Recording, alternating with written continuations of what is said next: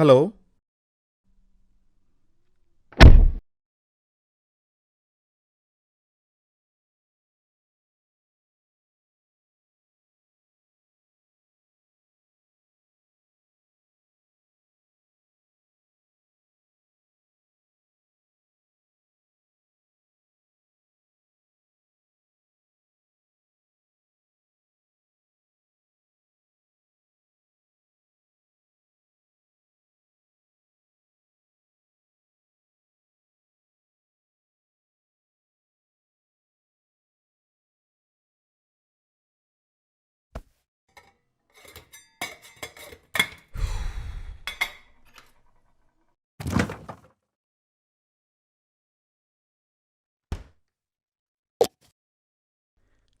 എന്താ നൗഫലിന് പറ്റിയേ?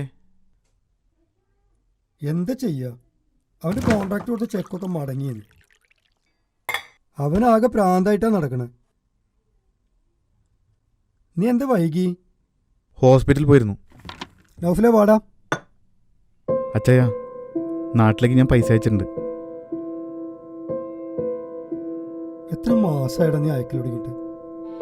എന്തൊക്കെ അവസാനിക്കുക? നിങ്ങൾ വിഷമിക്കാണ്ടിരിക്കേ, എല്ലാം ശരിയാവും. ഇതൊക്കെ ഒന്ന് അവസാനിപ്പിച്ച് നാട്ടിൽ പോയാലൊന്ന് ആലോചിക്കുക. നാട്ടിൽ പോയാലും ശരിയാവുക.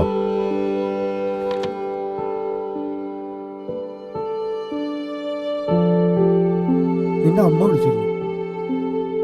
നിന്നെ വിളിച്ചിട്ട് ഫോൺ എടുത്തിട്ടില്ല എന്ന് പറഞ്ഞു. ആ ആലോചനയും മുടങ്ങി. അവർക്ക് താല്പര്യമില്ലാത്ര.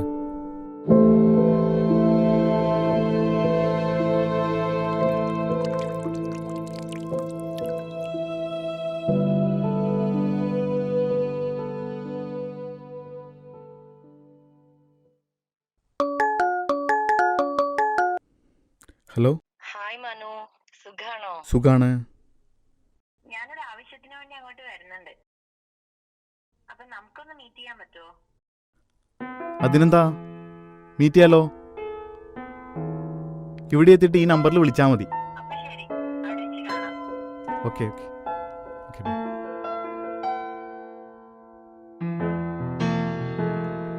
അച്ഛയാ, ഒരു കാര്യമുണ്ട്. എന്താടാ? നാട്ടിൽ നീതി വിളിച്ചിട്ടുണ്ടായിരുന്നു. അവൾ എന്നെ കാണാൻ ഇങ്ങോട്ട് വരുന്നത്. ആക്ച്വലി അയാളെന്താ ചെയ്യുന്നത്? അവൾ ഡെന്റൽ ഡോക്ടറാ നാട്ടിൽ. അത് കൊള്ളാലോ. അതെ. വരട്ടെ, കാണട്ടെ.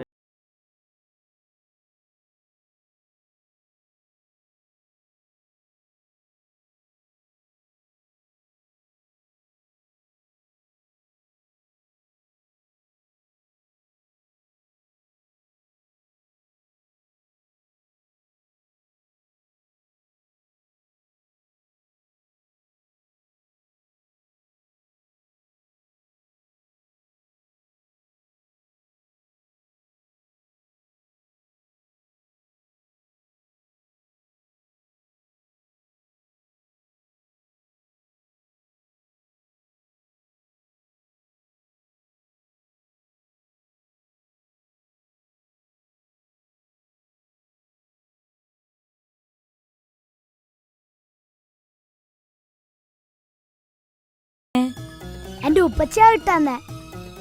അപ്പൊ മോളുടെ മമ്മി എവിടെ? എന്നെ മോളെയും തനിച്ചാക്കി ഓള് നേരത്തെ അങ്ങോട്ട് പോയി.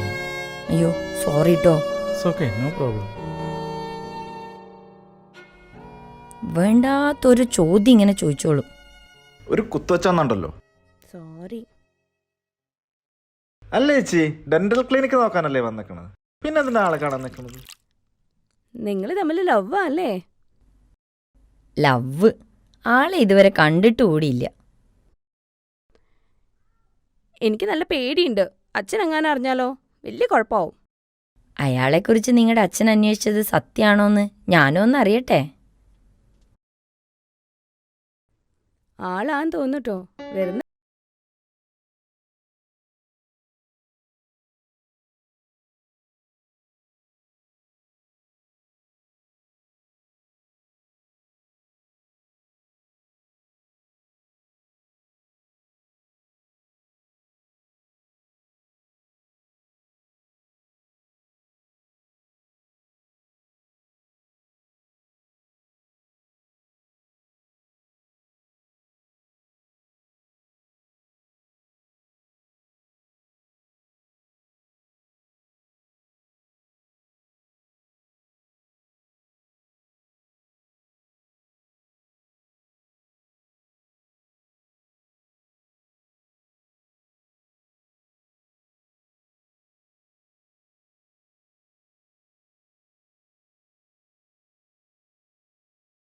കൊൽക്കത്തയിലായിരുന്നു. അച്ഛൻ അവിടെയായിരുന്നു ജോലി. അവിടെ വെച്ച് അച്ഛനൊരു ആക്സിഡൻറ്റ് പറ്റി. പിന്നെ ഞങ്ങൾ നാട്ടിലോട്ട് സെറ്റിലാകുമായിരുന്നു. അവിടെ ഒരു ഫ്രണ്ടാണ് എനിക്ക് ഇങ്ങോട്ടൊരു വിസിറ്റിംഗ് വിസ എടുത്തത്. ഞാനിവിടെ എത്തിയപ്പോഴേക്കും അവൻ തിരിച്ച് നാട്ടിൽ.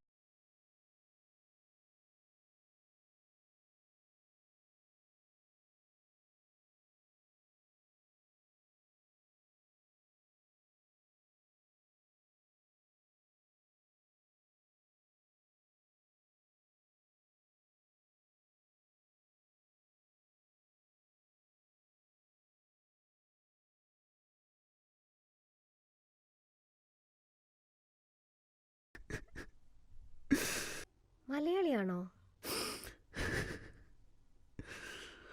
അതെ. ഓക്കെ, എന്താ പ്രശ്നം? എന്താ കരയുന്നേ? കാലത്ത് എൻ്റെ അച്ഛൻ മരണപ്പെട്ടു. ഓ സോറി. ഈ ബിൽഡിങ്ങിൽ തന്നെയാണോ താമസിക്കുന്നത്? അല്ല, എൻ്റെ ഫ്രണ്ടിനെ കാണാൻ വന്നതാ. ഓക്കെ. അവൻ നാട്ടിൽ പോയി. ആ, ഇനിയിപ്പോ എന്താ ചെയ്യാ? വല്ല ഹെൽപ്പും വേണോ? കുറച്ച് വെള്ളം തരുമോ? ഷോ.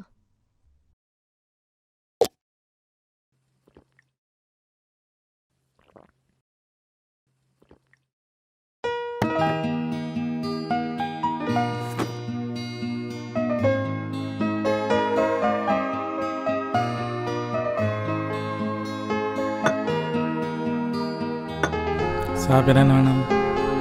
മനുവിന് എന്താ കഴിക്കാൻ വേണ്ടേ? ഓക്കേ, ഞാൻ പറയാട്ടോ. ഓക്കെ, എന്താ വെച്ചു? ചേട്ടാ ഒരു മിനിറ്റ്. ആ പറയൂ. അതെ, ആളിന്റെ നാട്ടുകാരനാണ്. പുള്ളിക്ക് ഇവിടെ റൂം അറേഞ്ച് ചെയ്ത് കൊടുക്കാൻ പറ്റുമോ? അത് കുഴപ്പമില്ല, ബെഡ് സ്പേസ് അറേഞ്ച് ചെയ്യാം. ഇവിടെ തന്നെ ആയിരിക്കുമല്ലോ ആ അല്ലേ? ഓക്കെ, ഞാനിപ്പോ അഡ്വാൻസ് ഇപ്പൊ ഒരു 500 തരേ. ഭക്ഷണം ഇവിടെ തന്നെ അറേഞ്ച് ചെയ്യണോ? ആ, ഭക്ഷണം ഇവിടെ അറേഞ്ച് ചെയ്തോളൂ, ആള് വന്ന് കഴിക്കും. ശരി, ഓക്കെ ഓക്കെ.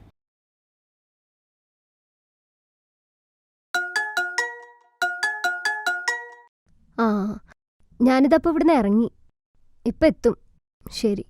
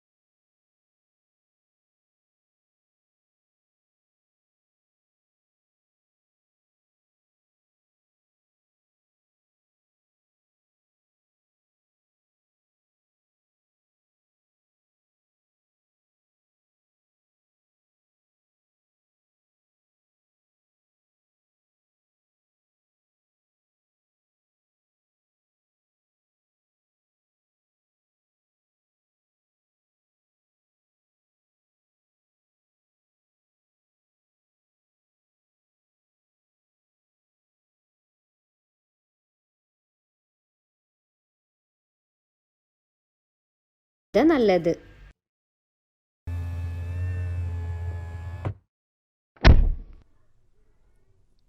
അപ്പം ഞാൻ പറഞ്ഞു വരുന്നത് എന്താ വെച്ചാൽ മനോ, 2 വർഷം കൊണ്ട് പെങ്ങന്മാരെ കല്യാണം കഴിഞ്ഞു, വീടും വെച്ചു. ഇനിയിപ്പോൾ അമ്മയ്ക്ക് തുണക്കെന്തായാലും ഇപ്പോൾ ഒരാൾ വേണല്ലോ, ഒറ്റയ്ക്ക് നിർത്താൻ പറ്റുമോ? നീ പെട്ടെന്നൊരു കല്യാണം കഴിക്കാൻ നോക്ക്. അച്ചായനോട് ഞാനിത് പറയണമെന്ന് വിചാരിച്ചിരിക്കായിരുന്നു. ഇവിടെ എനിക്കൊരു പെൺകുട്ടി ഇഷ്ടമാണ്. ഞാനിവിടെ വന്ന മുതൽ എന്നെ സഹായിച്ചതവളാ. എനിക്കവളെ വിവാഹം കഴിച്ചക്കൊള്ളുന്നുണ്ട്. പക്ഷേ അവളോട് പറയാനൊരു ധൈര്യക്കുറവ്. അത് ശരി, നിന്റെ മനസ്സിൽ ഇങ്ങനെ ഒരു ആഗ്രഹം ഉണ്ടായിരുന്നോ? ആരാള്? ഇതാണ് ആള്.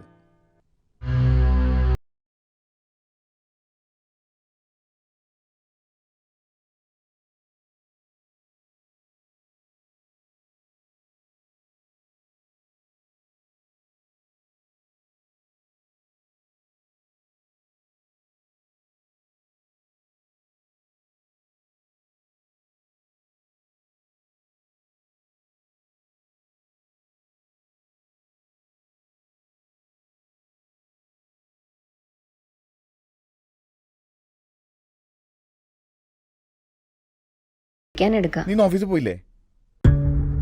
ഇല്ല, ഇന്ന് എനിക്ക് വയ്യ, അതുകൊണ്ട് ഞാൻ പോയില്ല. നിനക്കിവിടെ എന്താ ജോലി?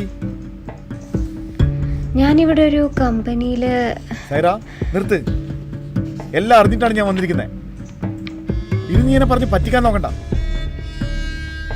എനിക്കറിയേണ്ടത് ഞാൻ കേട്ടതൊക്കെ സത്യമാണോന്നാ.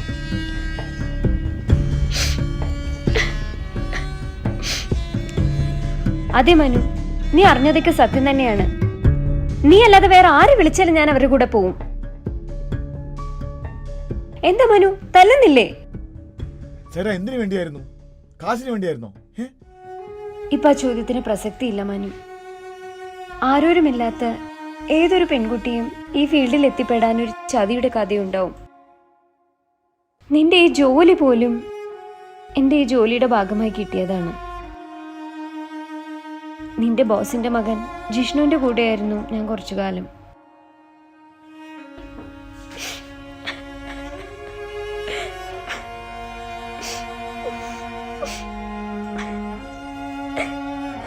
സൈറ,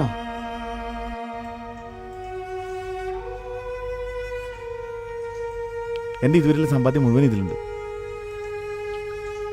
നിന്നെ ഇനി തൊഴിൽ തുടരാൻ ഞാൻ അനുവദിക്കില്ല. നീ നാട്ടിൽ പോയി സെറ്റിൽ ചെയ്യണം. അപ്പോഴേക്കും ഞാൻ അങ്ങോട്ട് എത്താം. ഇത് ഞാൻ നിനക്കിരുന്ന വാക്കാണ്. ഇനി കരയരുത്. ഇനി നാട്ടിൽ ചെന്നിട്ട് നീ എന്നെ കോണ്ടാക്ട് ചെയ്യാൻ പാടുള്ളൂ. ആ അച്ഛയാ, ഞങ്ങൾ ഈ റെസ്റ്റോറൻറ്റിലുണ്ട്. നിങ്ങളിങ്ങോട്ട് വാ. ശരി. മനു, പിന്നീട് സൈറ വിളിച്ചില്ലേ? 2 വർഷത്തോളം അവളെക്കുറിച്ച് യാതൊരു വിവരം ഉണ്ടായിരുന്നില്ല. ഞാൻ കൊടുത്ത ചെക്ക് പോലും മാറിയിട്ടില്ല. പിന്നീട് 4 മാസം മുമ്പ് എൻ്റെ ഫോണിലോട്ടൊരു കോൾ വന്നു.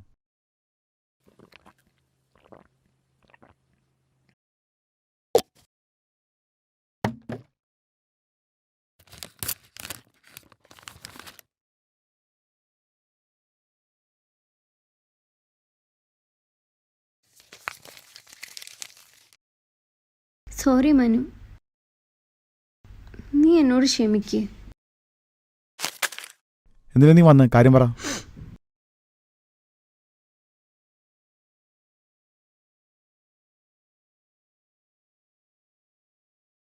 ക്യാൻസറോ?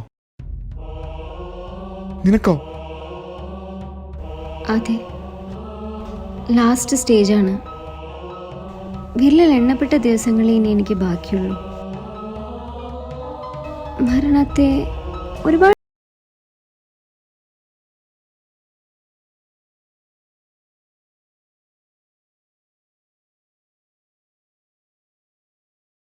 ഇപ്പൊ ഇവിടുത്തെ ഒരു ഫാമിലിയാണ് അവളെ നോക്കുന്നത്. പക്ഷെ ഞാൻ പോയാൽ അവളെ അവർ ഉപേക്ഷിക്കുമോന്നാണ് എൻ്റെ പേടി. ഇപ്പോൾ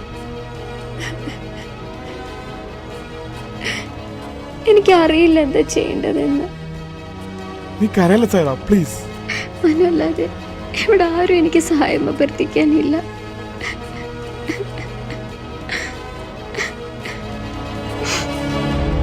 മനു, എനിക്ക് തീരെ വയ്യ.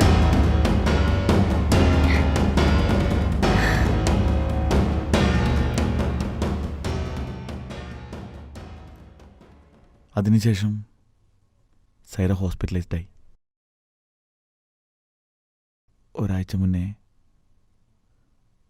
സൈറ മരണപ്പെട്ടു. അപ്പോൾ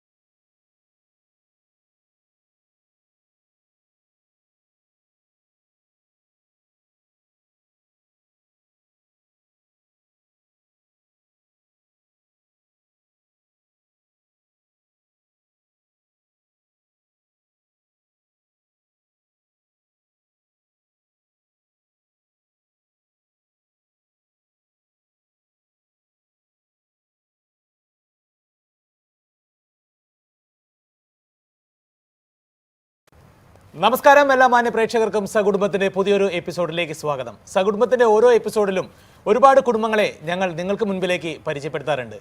എന്തായാലും ഇന്നത്തെ എപ്പിസോഡിന് ഒരു സ്പെഷ്യാലിറ്റി ഉണ്ട്. കഴിഞ്ഞ കുറച്ച് കാലങ്ങളായിട്ട് സോഷ്യൽ മീഡിയ വളരെയധികം സംസാരിച്ചു കൊണ്ടിരുന്നത് വളരെ പ്രശസ്തമായ ഒരു വിവാഹത്തെക്കുറിച്ചാണ്. അതെ, മനുവും നീതുവും ഇന്ന് സകുടുംബത്തിൽ നമ്മളോടൊപ്പം പങ്കുചേരുന്നുണ്ട് അവരുടെ കഥകൾ നിങ്ങളെ അറിയിക്കാനായിട്ട്. Welcome to the show. Manu and Neethu Diana. വളരെ ചർച്ചയായിരുന്നു നിങ്ങളുടെ ഒരു വിവാഹത്തെക്കുറിച്ച്. എങ്ങനെയായിരുന്നു മനു ഈ ഒരു വിവാഹത്തിലേക്ക് എത്തപ്പെട്ടത്? ഞാനിവിടെ എത്തിയത് മുതൽ എന്നെ സഹായിക്കുകയും ജോലി വാങ്ങിച്ചു തരുന്ന ഒരു സുഹൃത്തുണ്ടായിരുന്നു. ഓക്കെ. ആളുടെ മോളാണ് ഡയാന. ആഹാ. ആള് ക്യാൻസർ ബാധിച്ച് മരിച്ചു. ഓക്കെ. അപ്പോൾ അതിനുശേഷം മോളെ ഞാൻ അഡോപ്റ്റ് ചെയ്യായിരുന്നു. ഓക്കെ. അങ്ങനെയാണ് ഈ ഒരു വിവാഹത്തിലേക്ക് മനുവിൻ്റെ ഭാഗത്തുനിന്നുണ്ടായത്. അതെ അതെ. അതിനുശേഷം എല്ലാം അറിഞ്ഞുകൊണ്ട് നീതു എൻ്റെ ജീവിതത്തിലേക്ക് കടന്നു വരിക. നീതു പൊതുവെ സമൂഹത്തിൽ എല്ലാവരും ചെയ്യാൻ മടിക്കുന്ന ഒരു കാര്യമാണ്. എങ്ങനെയാണ് ഇങ്ങനൊരു ആലോചന വന്നപ്പോഴോ അല്ലെങ്കിൽ ഈ ഒരു തീരുമാനത്തിലേക്ക് നീതു എത്താനായിട്ടൊരു കാരണം ഉണ്ടായത് എന്താണ്? ശരിക്കും കല്യാണം വീട്ടുകാരായിട്ട് തീരുമാനിച്ചായിരുന്നു ആദ്യം. പിന്നെ മനുവിനൊരു മോളുണ്ടെന്ന് അറിഞ്ഞപ്പം അവർ തന്നെ അത് ഡ്രോപ്പ് ചെയ്തു. പിന്നെ എനിക്കൊരു ബിസിനസ് ആവശ്യത്തിന് വേണ്ടി ഇങ്ങോട്ട് വരേണ്ടി വന്നപ്പോൾ ഞാൻ വിചാരിച്ചു അതിൻ്റെ സത്യാവസ്ഥ എന്താണെന്ന് ഒന്ന് അറിയാം, എന്നിട്ടൊരു ഡിസിഷൻ എടുക്കാമെന്ന്. അപ്പം മനുവിൻ്റെ അടുത്ത് വന്ന് സംസാരിച്ചു, കാര്യങ്ങളൊക്കെ വിശദമായി മനു പറഞ്ഞു. ഒക്കെ അറിഞ്ഞപ്പം ഞാൻ തീരുമാനിച്ചു ഡയാനയുടെ അമ്മയാവാമെന്ന്. പിന്നെ വീട്ടുകാർക്കും നിർബന്ധത്തിന് വഴങ്ങി കല്യാണം കഴിപ്പിക്കേണ്ടി വന്നു. യെസ്, എന്തായാലും വളരെ നല്ല കാര്യം. കാരണം ഇന്നത്തെ ഈ ഒരു കാലഘട്ടത്തിൽ സമൂഹം ഏറ്റവും മടിക്കുന്ന ഒരു കാര്യമാണ് കുട്ടികളെ ദത്തെടുക്കുക, അല്ലെങ്കിൽ വിവാഹശേഷം കുട്ടികൾ ഉണ്ടാകുകയില്ല എന്ന് ഉറപ്പുള്ളപ്പോൾ മാത്രം ദത്തെടുക്കുന്ന ഒരു കാലഘട്ടമാണ് ഇത്. പക്ഷേ ഡയാനയ്ക്ക് വേണ്ടിയിട്ട് നീതു കാണിച്ച ആ വലിയൊരു മനസ്സ് തീർച്ചയായും അഭിനന്ദനം അർഹിക്കുന്നതാണ്. എന്തായാലും നിങ്ങളുടെ വിവാഹവും അതുപോലെ തന്നെ നിങ്ങൾ എന്ന് പറയുന്ന ഈ രണ്ട് വ്യക്തികളും സമൂഹത്തിന് മുമ്പിൽ ഒരു മാതൃകയായി മാറട്ടെ.